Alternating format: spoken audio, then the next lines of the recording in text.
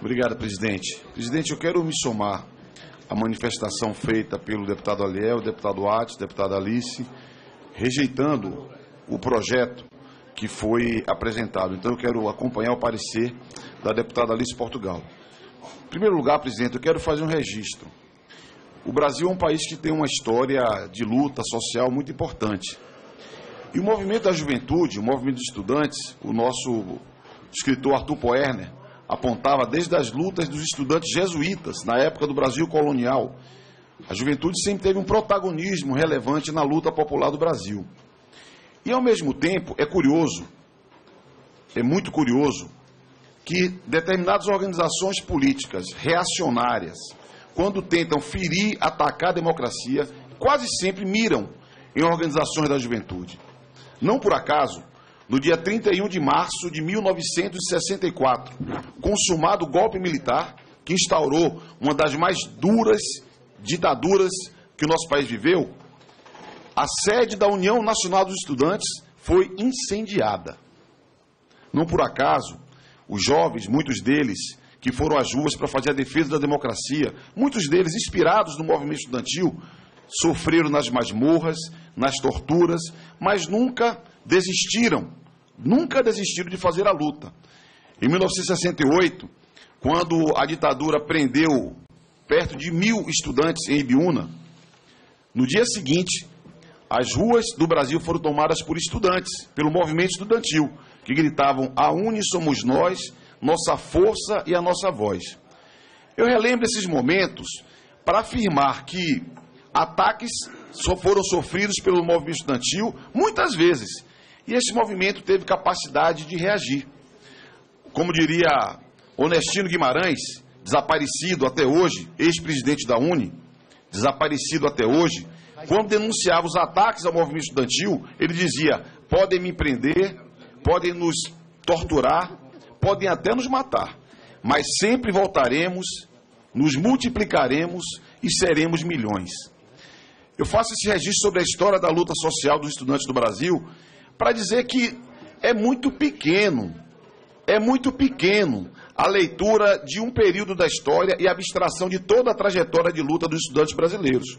Como o deputado Atis lembrou, José Serra esteve lá, Ulisses Guimarães esteve na fundação dessa entidade. Só para falar de dois nomes que têm identidade com alguns dos parlamentares que apresentaram o projeto aqui. Portanto, eu considero, colegas deputados, que é uma reverência, sim, ao movimento estudantil brasileiro. Eu ouvi alguns deputados falarem aqui, e deputadas, em monopólio. É preciso examinar qual monopólio, é preciso observar a história do Brasil.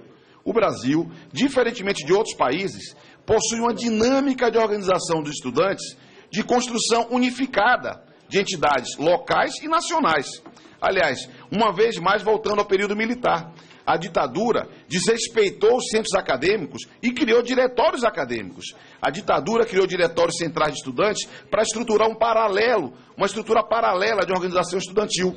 Essa estrutura não se firmou, porque os estudantes, de modo autônomo, rejeitaram essa imposição que a lei tentou nos trazer. Portanto, eu quero fazer a argumentação do ponto de vista político e do protagonismo político da luta dos estudantes.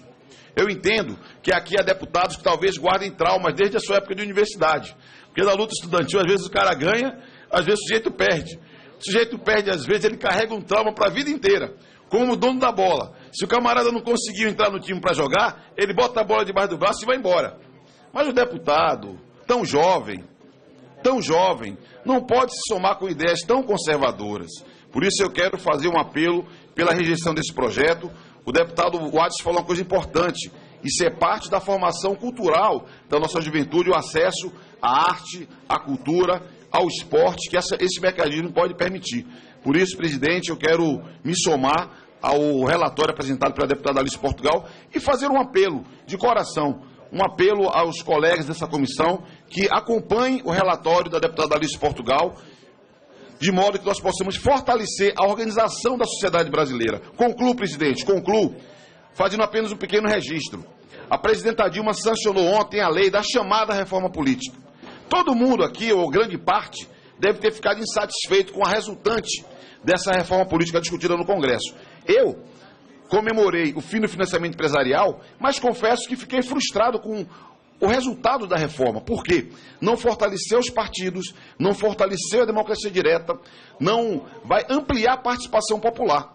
Se nós enfraquecermos também a sociedade civil organizada, como é o caso do objetivo desse projeto, nós podemos fragilizar ainda mais a débil democracia do nosso país. Faço um apelo para que rejeitemos esse projeto, apoiando o relatório da deputada Alice Portugal. Muito obrigado, presidente.